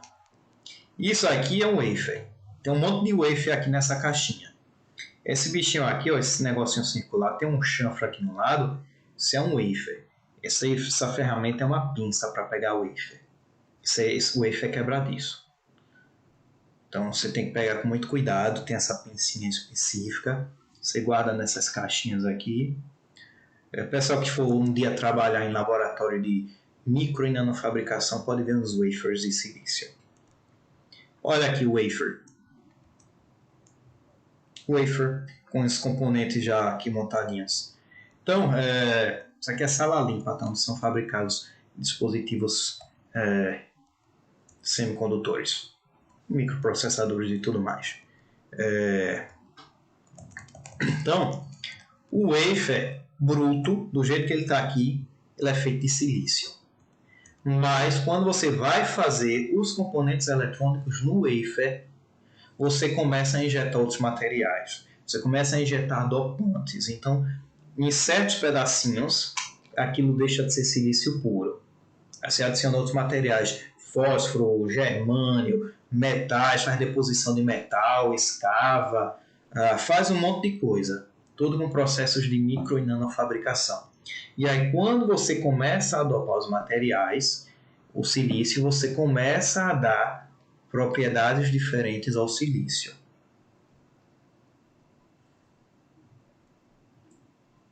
Entendeu? Entendi sim, professor. Pronto. Então você pode, com a dopagem, você pode transformar no material um condutor melhor, um condutor pior. Se você bota um condutor dopado, por exemplo, um silício dopado com fósforo e um silício dopado com tabela periódicas, hidrogênio, helito, berílio, boro, carbono, nitrogênio, oxigênio, fluorônio, sódio, magnésio, alumínio, silício, fósforo, enxofre, cloro, argônio. Esqueci. Fósforo. Bom, com matéria, fósforo está na tabela periódica, está à direita do silício. Então ele vira um semicondutor dopado do tipo N. Você pega o material que está à esquerda do silício, vira um semicondutor dopado do tipo P. Se você bota um semicondutor do tipo N e um semicondutor do tipo P, você faz uma junção PN. Isso aí você tem um diodo. Diodo deixa passar corrente num sentido, não deixa passar corrente no outro sentido. Então, quando você dopa os materiais, você começa a dar propriedades totalmente diferentes. Então, você faz, sim, transistores, diodos com semicondutores, com silício e dopantes. Então, é isso aí. Eu estou dando assim, muito mais informação do que o curso de vocês, tá? Eu acho que, como é uma matéria assim, mais geral, eu acho bom dar essas informações, vocês terem alguns conhecimentos. Apesar de que alguns cursos, como por exemplo engenharia química, eu acho que vocês vão estudar essa questão de materiais. Acho que vocês devem ter alguma coisa aí de que vocês vão estudar semicondutores, bandas de condução, bandas de valência. Pessoal de engenharia mecânica, não sei. De alimentos, não sei, acho que não. Naval acho que é parecido com mecânica, não sei se vão estudar essas coisas. Mas o pessoal de química com certeza vai. Então, já são 7 horas, então é isso aí. Por hoje é só. Próxima aula eu vou começar falando um pouquinho de a diferença entre condutor, isolante, para eu poder falar em algumas coisinhas de resistores, tá? Porque resistores que a resistência de um resistor pode variar com a temperatura, então vou falar um pouquinho disso. E aí pronto, aí introduz esses conceitos, depois resistor, conta com resistor e entra circuitos de verdade. Nós, ramos, laços, lei de Kirchhoff das correntes, lei de Kirchhoff das tensões, análise das malhas, análise dos nós e por aí vai. Então é isso aí, por hoje é só. Dúvidas? Se não, vida longa e próspera. Os arquivos, os slides já estão lá no meu site e as aulas eu vou botando no YouTube até resolver a questão do Google Classroom.